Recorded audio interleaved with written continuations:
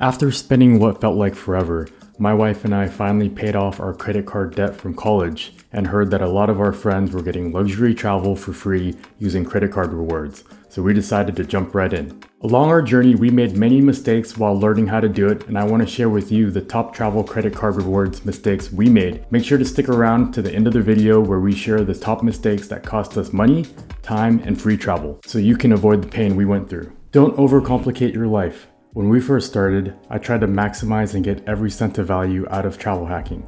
This is the most complicated one I've ever seen, by far. This overwhelmed my wife because I was always trying to get us to use the right credit card at the right time to maximize every single purchase. The principle I stick to is I strive to get the benefits from the life I'm already living. This means doing the things in everyday life that you would have done anyways and just getting the benefits and rewards on top of that. Don't forget to have fun. If you're like me and want to try to optimize and get the most value every single second of the day, this is all meant to make you enjoy more out of life. You want to get that first win as soon as possible so that you have fun and then carry that momentum forward. That momentum is going to be super important so that you keep good habits and do this day in and day out. Remember that the end goal isn't to stockpile a bunch of points that you'll never use. The end goal is to earn these rewards, then get the travel of your dreams for free. Don't forget about promotions.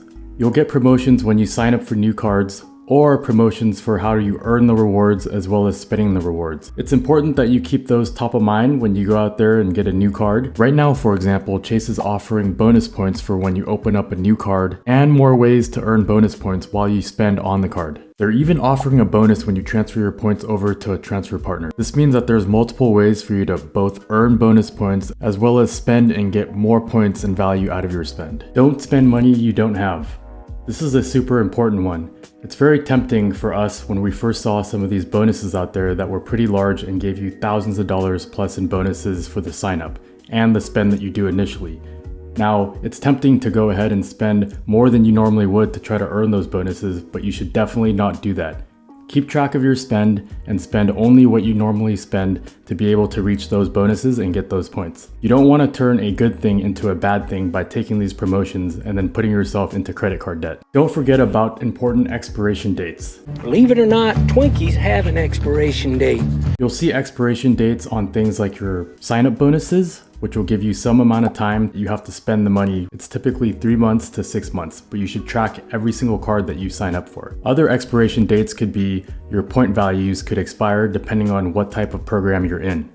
Definitely check out the terms and conditions of the program you're in to understand this. Nothing is worse than signing up for a bonus, getting the bonus, and then having those points expire. When we first started out, we almost missed some of the sign-up bonuses by forgetting about the date. One hack that we do is anything that's an important date we add to our Google Calendar, and from there it sets an alert that we'll never forget. Don't start without a clear goal. This is important and I've emphasized this many times before in my other videos. Without a clear goal, you'll just be wandering aimlessly, not knowing where you want to end up at.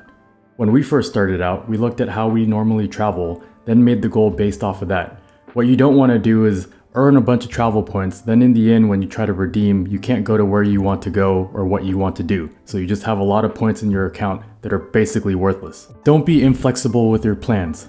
Being too rigid with your plans will take away a lot of your options. When we first started out, we would make a clear goal that was too clear. We would set the exact date, exactly what we want to do, and then try to earn towards that.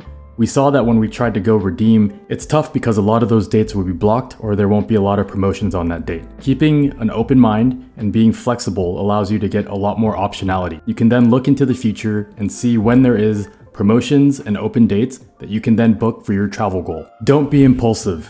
It's going to be tempting to try to get your first win or try to redeem your points as soon as possible so you can get that dopamine of getting the rewards that you work so hard for. Try to resist that impulse.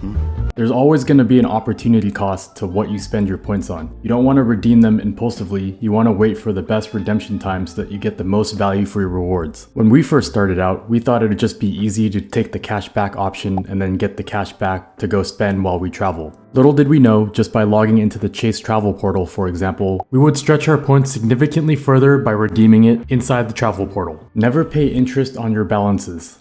This is a very important one because it will set you back in your whole goal overall. What is the use of getting free travel rewards if you're going to pay interest on your credit cards that you use to get those travel rewards? One way to avoid paying interest on your balances is to set auto pay.